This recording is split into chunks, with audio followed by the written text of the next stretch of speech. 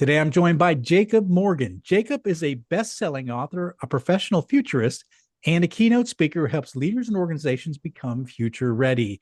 He focuses on three areas, which are the future of work, employee experience, and leadership. He's the host of the Future Ready Leadership Podcast and the founder of Future of Work Leaders, an invitation-only community for top chief HR officers focused on building future-ready organizations. His work has been endorsed by the CEOs of Unilever, Best Buy, MasterCard, the Ritz-Carlton, the Home Depot, and many others. He's a returning guest to the show, and I'm excited to have him back to talk about how to build a future-ready organization. So, Jacob, welcome to the show. Thank you for having me back. It's been a while. It's been about it's been about 3 years, so it's good to have you back. Yeah, I mean, a lot has changed in the world since since we last talked, and of course, it does affect the future readiness of our organization. So that's kind of what I want to dive into and talk a little bit about. It is sort of what you see changing and how how that affects the leadership and how it affects our organization. So, but let's get started. I mean, you work on helping companies build future ready organizations. Now you got a new book out where you're exploring employee experience. So how did you choose that as a topic, and why is that so critical when we're talking about getting ready for the future? Well, I wrote a book in 2017 called The Employee Experience Advantage, and it went on to become the best-selling book around that topic. But to your point, a lot has changed since that time. So I started doing research for that in 2015. It came out in 2017. So since the research began, just over a decade. And originally, when I was thinking of writing another book, it was never meant to be a separate book. It was just meant to be kind of a second edition to that one. Just make some updates to some concepts and ideas. And it really came about because a lot of the CHROs and organizations that I worked with who participated in that book research, started asking me, hey, Jacob, a lot's changed. Have you ever thought about doing an update to that book? And I thought, sure, that sounds like something I should probably do. And as I started doing research for that book and talking to over 100 chief human resource officers, I realized that there was actually a lot of information and insight that I was getting, enough to have a whole new book. Hmm. I was getting different insights, different challenges, different conversations were coming up that were completely outside of what was covered in that. So I decided to make it a whole new book, which is the 8 Laws. And for me, it's, I think, the most important book at the moment, because talent, people, AI, culture, these are all topics that are front of mind for executives at companies around the world. And I think during and post-pandemic, a lot of organizations lost their way. Hmm. They tried to be anything and everything to anybody, and as a result, they became nothing. They lost their identity, they lost their direction, their vision, accountability dropped, standards dropped. And so this book is really a call to return to basics. And the basics are these 8 laws. These are the 8 core things that matter most for organizations to build a future ready organization. That makes so much sense. Tell us a little bit, just get kind of set a baseline for us. When we talk about, what are we talking about when we talk about employee experience? So employee experience, and you can think of it in a number of different ways. I originally defined it in the first book as the 3 environments that your organization can control and design and shape, which are culture, technology, and space. Those are kind of the 3 broad buckets that an organization has control over. And those are kind of like different levers that they can pull to make you want to give your best to the organization, to make sure that when employees are showing up, they're contributing their best ideas, they're wanting to go above and beyond. And so if you can do a good job of executing on all 3 of those things, then you'll have a great place where employees actually want, not where they need to show up to work each day. And so that is very much, that same concept applies for the new book as well. But a lot has changed, obviously, whether you look at AI, whether you look at all the debates and conversation around Gen Z entering the workplace. There was the DEI discussions that were all over the place. A lot has changed. And so the definition of employee experience, I think, is still relevant and still the same. And a lot of those concepts apply. But as far as the return to basics and how do you get there, that's what these 8 laws are. And I think those are the things that are new.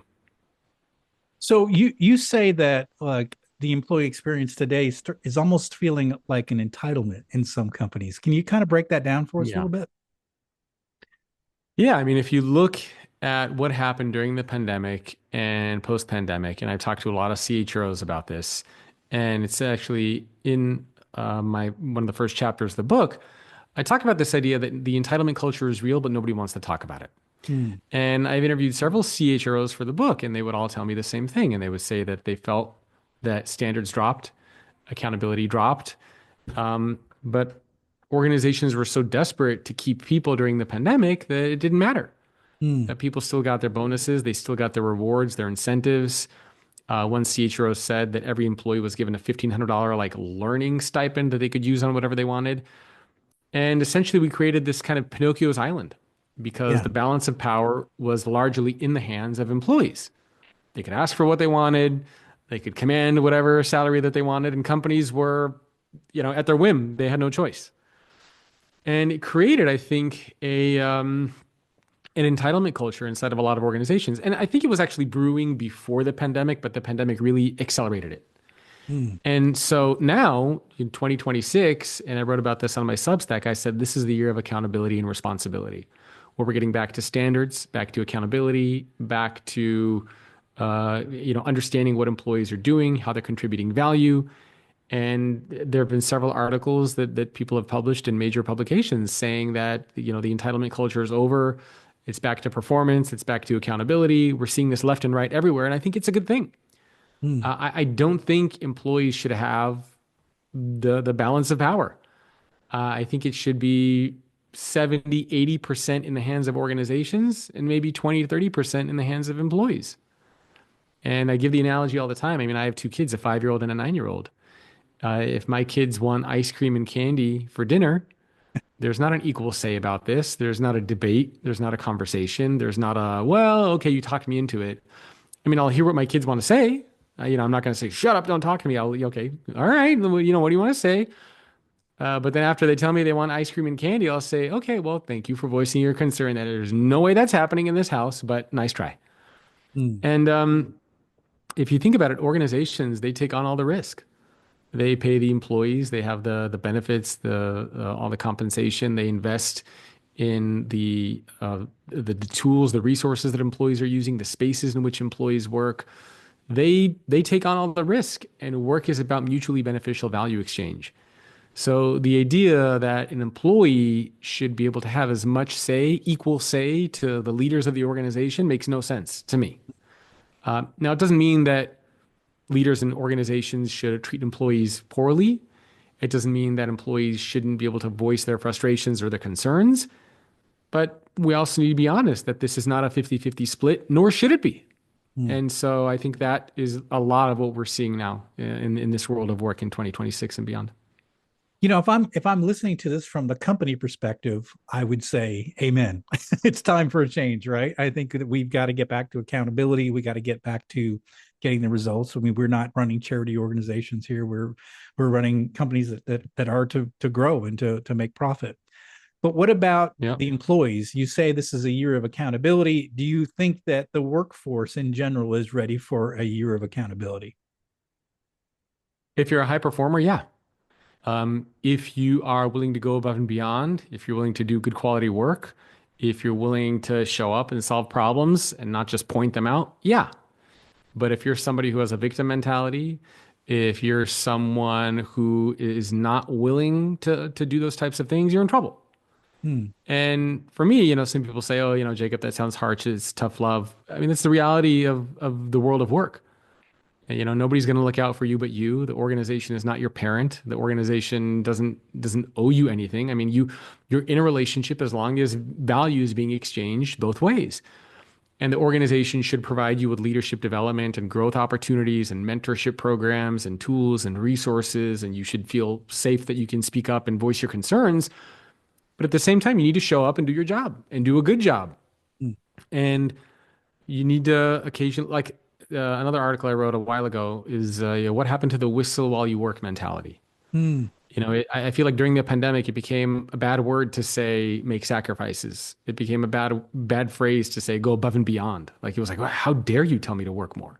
Hmm. But the reality is that the most successful people in the world, that's what they do.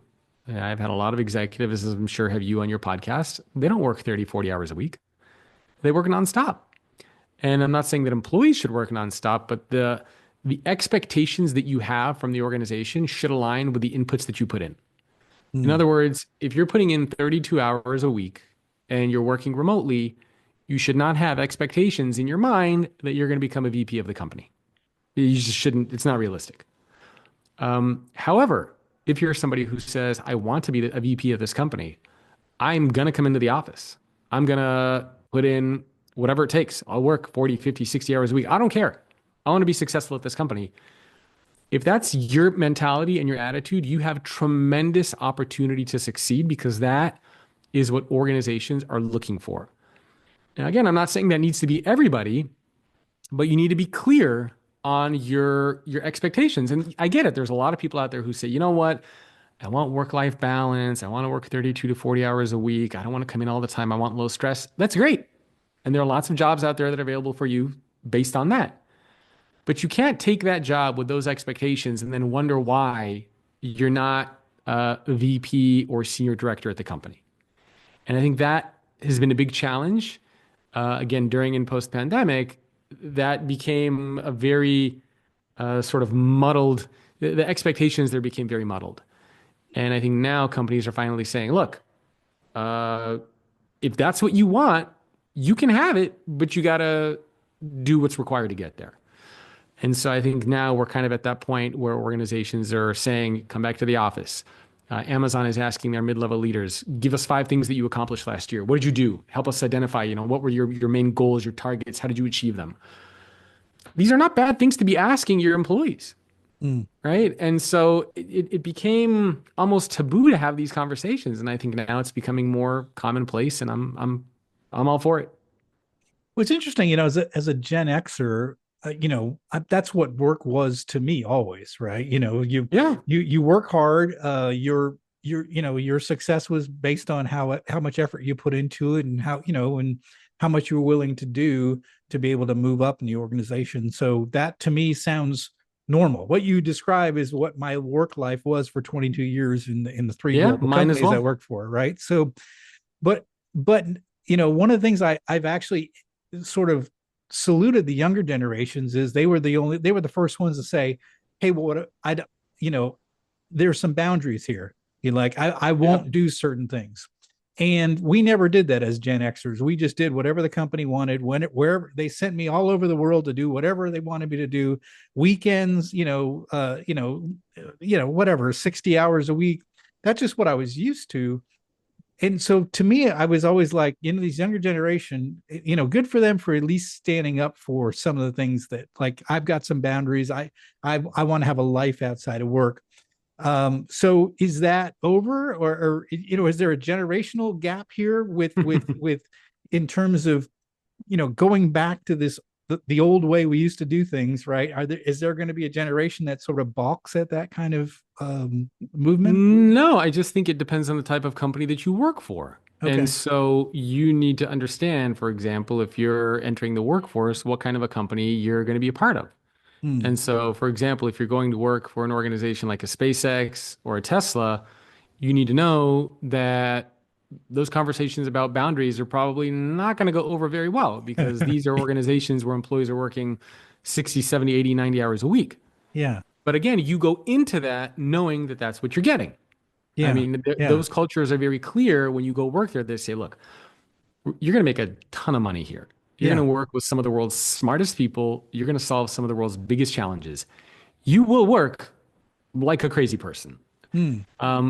If that's what you're looking for, this is great for you. But if not, and you want 32 to 40 hours a week, it's not going to work. Yeah. So again, it depends on the type of company that you want to work for. There are plenty of organizations out there who position themselves and strive for more of that work-life balance. We want to care about your well-being, 32 to 40 hours a week, you'll get paid well, but it's not SpaceX or it's not Anthropic level pay. But if that's what you want, you just need to be more selective about the companies that you want to work for. And so that's another thing that I think a lot of newer employees entering the workforce need to be aware of, because sometimes they see the brand and they think it's really cool, but they're not prepared for the work that goes into it. You go work for any AI company now, or any company that has an AI team, and tell them anything about boundaries, it's not going to happen, right? I mean, in fact, there's the big trend now going on, the 996, where you work basically 9 to 6, 6 days a week, and you're putting in 70, 80 hours, and that's expected for some of these companies. I mean, you're making a ton of money, but there are lots of opportunities, like I said, for employees who want to have that work-life balance, and I think that's fine. But you should just be aligned with the expectations, the outcomes that you have. And any company that you're a part of, you should always feel like you should be able to have a conversation with your leader, right? I mean, if you're being sent meetings for 6 in the morning, you're getting emails at 9 or 10 o'clock at night, I think you should feel okay to either ignore those. And if your leader brings it up, say, hey, look, I mean, it's 6 in the morning, it's 10 o'clock at night. I'm sorry. Like, Yeah. it's not realistic. Or you should be able to have a conversation with your leader and say, look, I'm trying to do my best here, but this is just not scalable or realistic. So boundaries are good. But I think where it becomes a challenge is if you start taking advantage, and if you start playing the victim game, and if you start kind of, and you can take advantage of these things. Yeah, I had one CHRO that was telling me that there were like 2 or 3 assistants in her company. They were taking like a stress day. And it was like the Yeah. second stress day that they were taking of the week. And so, that kind of stuff starts to become a little much when you start pulling at that thread a little bit too much. I'm too stressed. I'm tired. I'm this, I'm that. For me, that's kind of where it pushes it a little bit. Mm. But I think boundaries are healthy, and you should feel like you can speak up and talk about them. I love it. Yeah. Yeah. I spent 2 years of my life under the ocean. So, and you couldn't go home at the end of a day. So, I think the idea of like, oh, you're having a stressful day. I had a stressful day every day in those 2 years. So, Yeah, and and look, we still had to show up and be at work. Right. yeah, it's a part of life. It's a part of your job. You Yeah. should be able to know how to deal with those things. Now, obviously, if you're working for a toxic leader who's berating you, who's taking Yeah. credit for your Yeah. work, who's making your life miserable, I'm not advocating for that for anybody. And those types of leaders should be Yeah. fired, and you shouldn't have to work for somebody like that. But look, we all have tough days. I have tough days every day. As I'm sure you know, when you build your own thing, you work a lot. And you have good days and bad days, good weeks, bad weeks. That's just kind of the nature of how it goes. I think what's more important is knowing how to deal with that. Where else do you get kind of the meaning and the purpose and the fulfillment from your life, whether it's from your kids or your hobbies or your community? That I think is a missing element that doesn't get talked about enough, because we assume that it's always the organization that has to take care of you. And so if you're an employee working for a company, you know, you can't just show up to work and say, I'm lonely, I'm depressed, I don't have friends, I can't manage my money. Meanwhile, you're drinking, you're smoking, you're not exercising, you're gambling, you don't go outside, you play video games all day. It's not like the company is not your parent. Yeah. And so I think at a certain point, you as an individual need to take charge over your life and the decisions that you make. And I think it's also okay for the company to tell you that and say, look, what are you doing outside of work that is giving you fulfillment and meaning and purpose? Like, where you can't just rely on the company for your Yeah. sense of self and your purpose and meaning. It's not healthy. And so I think that conversation needs to be talked about much more, just in society in general. Yeah, I agree wholeheartedly. So your new book is called The Eight Laws of Employee Experience. Can you walk us through like some of these laws at a high level? What are they? How do they fit together? And how should we be thinking about this? Yeah, if you want, I can go through each of the eight laws and maybe just give you one sentence about each. And then if you That'd want be to great. dive deeper in any of them, okay. Yeah. So the first law is decode the human signal. And kind of a way to think about these eight laws, they should sound like they make sense. They should sound like they're basic. Underneath each one of these laws in the book, I kind of look out 5 to 10 years. I talk about AI, how that's going to play a role in this. So there's kind of a lot in each one of these, but I'll just give you a high level overview. So decode the human signal is basically, do you know your people? And do you know your people on a human level? In other words, like one-to-one interaction and relationships, and also on the technology side, people analytics, data, surveys, etc. The second law is act with empathetic excellence. And this is a framework I put together basically saying that the way that you should be judging talent, current talent, new talent, is through the lens of competence, merit, and empathy. So, competence is, do you have what's required to do a good job? Merit is how you're going to get rewarded for doing a good job. And empathy is kind of what puts it all together. It's the glue. It's what allows the organization to see challenges that you had to overcome, the aspirations that you might have. It's kind of the human element there. And so the framework that I have is competence plus merit plus empathy equals empathetic excellence. Law number three is grow or go, which means that if you want to have any kind of job security, meaning if you, as the company, want to create job security for your employees, you do that through the form of learning and growth. And if you create opportunities for employees to learn and grow and move around, that is a form of stability. That is a form of job security that you're providing and how you can retain talent. The next law is designed for flexibility.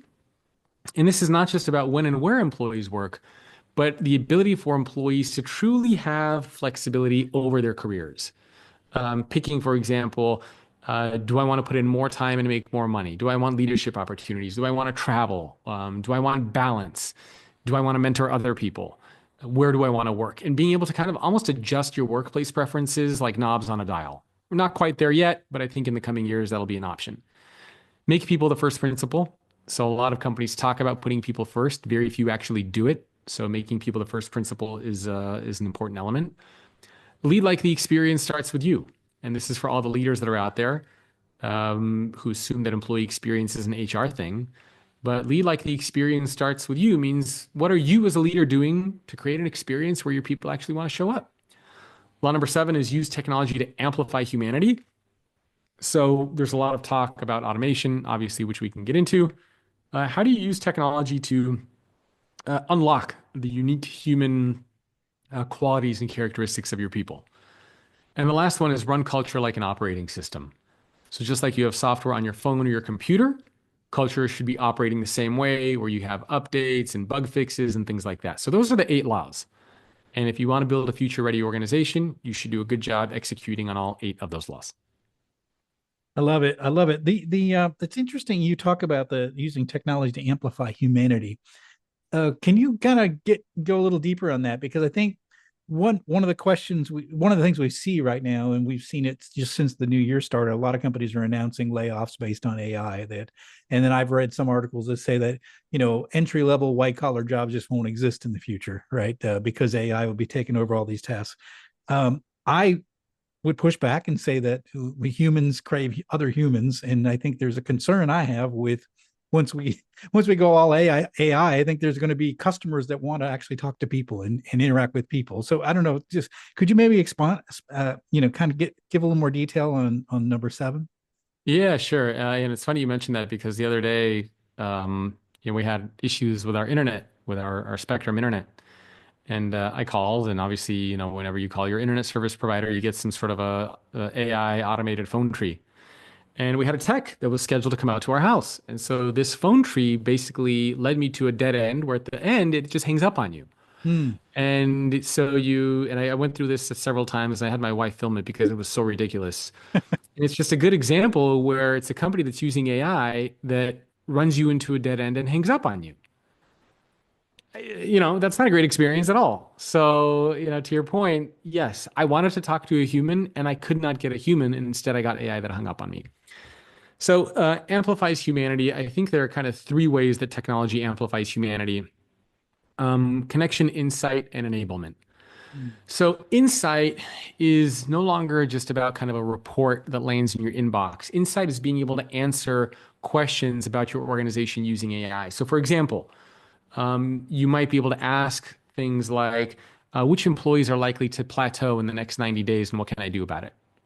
Right? I mean, how cool would it be if you can ask? And again, these are not things that are available yet, but I imagine in the next 3, 4, 5, 10 years, these are questions you're going to be able to ask your AI tools that you're using that are going to be plugged into all your systems that are going to be tracking real-time metrics and data, and they'll be able to give you these insights.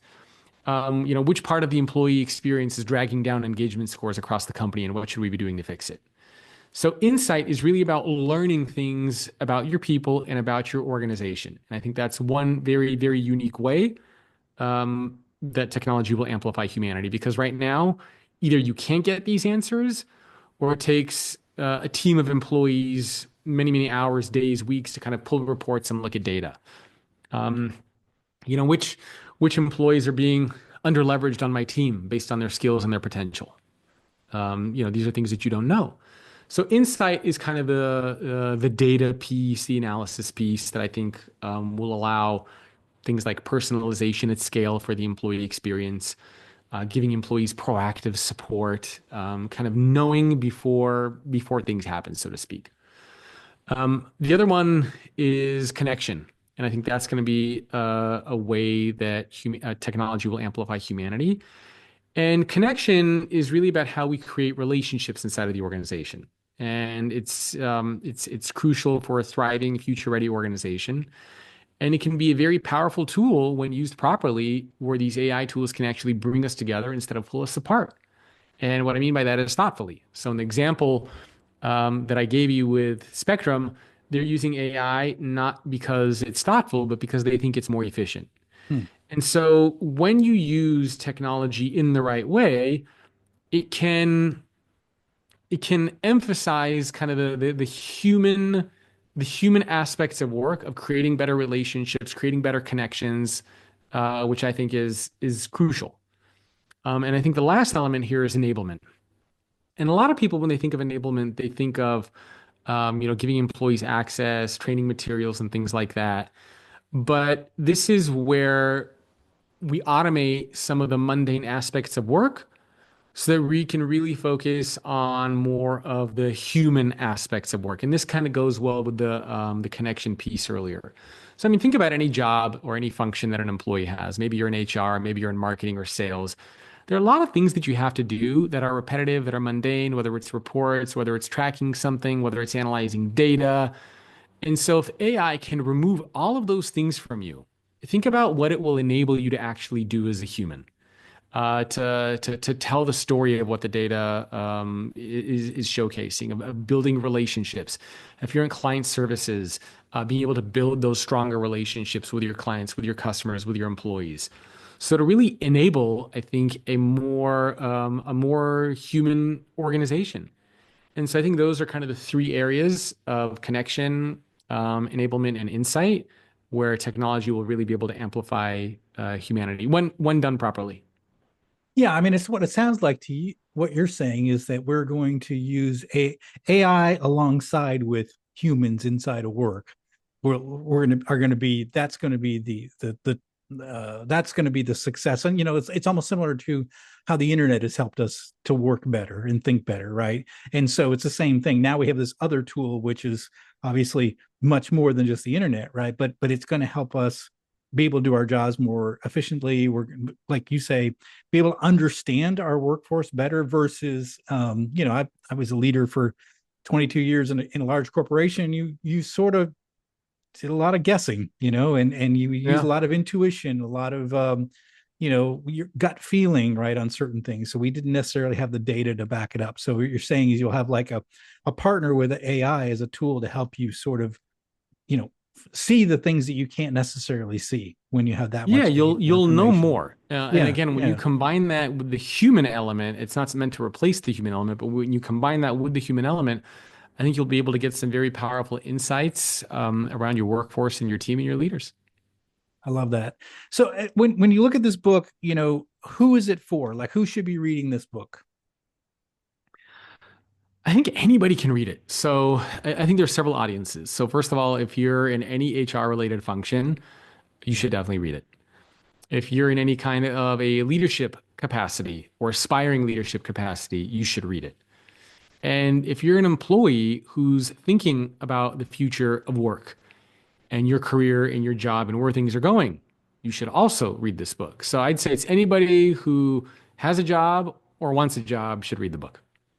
I love it. That's everybody. That's every listener to this podcast. I absolutely love it. Oh, that's Yeah, I mean, I tried fantastic. I tried to make it applicable so that anybody would want to read it and find relevance in it. I love that. I love it. Well, this has been fantastic, Jacob. What final message would you like to leave with our listeners? Um, so I'm optimistic, and I think that AI and a lot of these disruptions will ultimately bring in good things. But I also think that there is a unique opportunity for those who are willing to go above and beyond. And so my message is always that nobody's going to look out for you but you. The only job security that exists is the one that you're going to create for yourself. So don't rely on your organization going forward. Only rely on yourself. But if you're willing to do that and make the investment in yourself, then you'll be able to unlock and do all sorts of great things. I love that. Such a powerful message. Listeners, I hope you heard that. There's only one person that's going to manage your career, and that's you. And you've got to do it. You got to take ownership of it. Don't depend on anybody else. So that's a really good, powerful message that you left us with. Well, this has been fantastic. How can our listeners find out more about you and the work you do? There are a few places. So we made a URL for the book. It's just 8exlaws.com. So that's the number 8exlaws.com. My website is thefutureorganization.com, and my email, if anybody wants to reach out, is jacob@thefutureorganization.com. And then all the links are usually there to my Substack and socials and everything else. Well, very good. We're going to put links to in the show notes for all of Jacob's resources. And again, if something in this conversation has really, sparked interest, Jacob is the expert. That's why we bring our guests on that are experts in these fields. He's the expert. He's been studying this, thinking about it, talking to really important people about this. And so, follow these links in the show notes. Reach out to Jacob if you got a question, but pick up this book, The 8 Laws of Employee Experience, because it's going to help you be a better leader, whether you're in HR, whether you're in a leadership role, or as Jacob said, if you aspire to be in a leadership role one day, you need to understand these 8 laws. So highly encourage you to follow the links and reach out to Jacob if you've got any questions or issues, but pick up this book. It's going to make you a better leader. Jacob, thanks for coming back on the show, and thanks for sharing all this insight that you have. I think it's given us a lot to think about today. I appreciate it. Thank you for having me. Thank you again. Well, that is it for today. Thank you for listening to Deep Leadership. If you like this podcast, please subscribe and share so we can continue to build a world with better bosses. Until next time, this is John Rennie saying take care and lead well.